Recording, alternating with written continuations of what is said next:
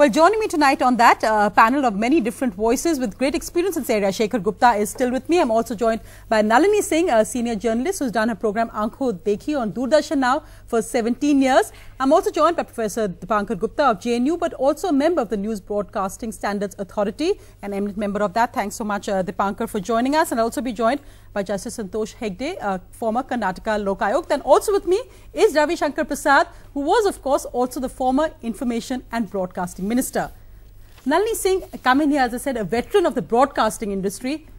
Are you worried by what we've been seeing happening? Because in fact, it seems small. The amounts involved are petty. It's a few, some thousands here, 50,000. It's a doctor, Unani doctor being blackmailed. But the issue really is, are there bigger things happening? Because you've seen one extreme end is Naveen Jindal claims. Are there bigger issues happening which in a way are being ignored? It's not about paid news so much now as sheer extortion and blackmail. Absolutely, of course. We used to hear about this. Actually, this is the underbelly of the corrupt underbelly of the media, that which is now in evidence. You know, we used to hear about, or we still hear about, blackmail and yellow journalism in small towns.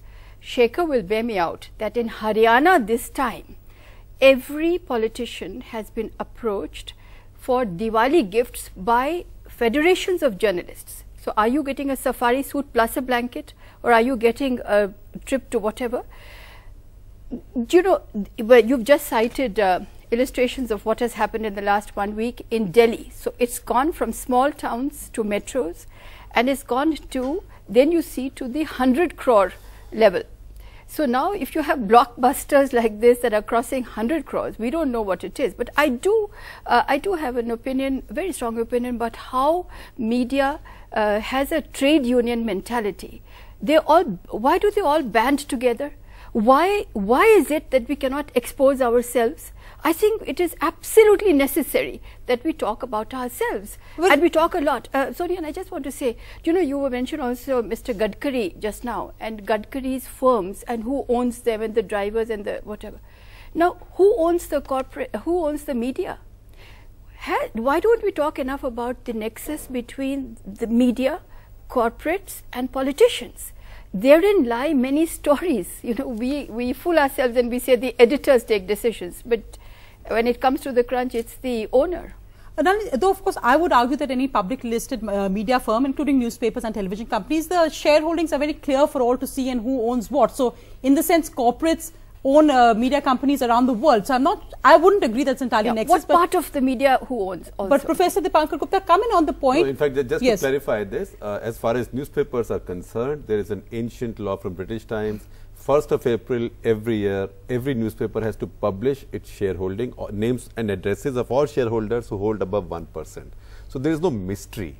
So just to clarify. So there is no Gadkari kind of thing over here at all that we are talking about, that who owns what. No, the public know shell companies. No, it cannot be, and it's not so, particularly with newspapers, and also a lot of the media is getting listed. So whatever is getting listed is now coming in transparent domain. So that is not the issue. I think the issue here is something else. Issue is not who owns what, and issue is also not implication is wrong if we say that journalists are doing such things because they are owned by bad guys, they are owned by bad, evil corporates.